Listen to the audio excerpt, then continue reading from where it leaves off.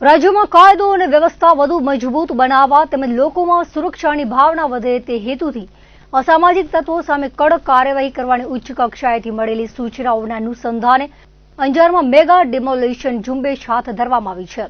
Anjar police station વિસ્તારમાં અલગ અલગ ગુનાઓમાં સંડોવાયેલા વ્યક્તિઓ દ્વારા કરવામાં આવેલા બિનઅધિકૃત દબાણો અને ગેરકાયદે બાંધકામો દૂર કરવાની કામગીરી મંગળવારે સવારે શરૂ કરવામાં આવી હતી। મંગળવારના સવારે પોલીસ અને વહીવટી તંત્રની સંયુક્ત ટીમોએ અલગ અલગ વિસ્તારોમાં કાર્યવાહી શરૂ કરી હતી। ડિમોલિશન દરમિયાન કોઈ અનિચ્છનીય બનાવ ન બને અને કાયદો વ્યવસ્થાની સ્થિતિ જળવાઈ રહે તે માટે 100 થી વધુ પોલીસ અધિકારીઓ અને કર્મચારીઓનો ચુસ્ત બંદોબસ્ત ગોઠવવામાં આવ્યો હતો।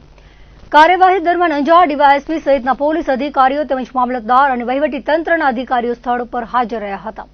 મોટા પાયે દબાણો દૂર કરવા માટે આશરે 10 હિટાચી મશીનો કામે લગાડવામાં આવ્યા હતા।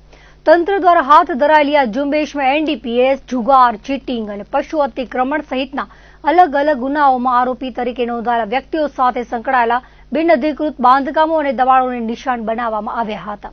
તંત્ર દ્વારા બિનઅધિકૃત દબાણો દૂર કરવાની કામગીરી આગળ પણ ચાલુ રહે તેવી શક્યતા છે।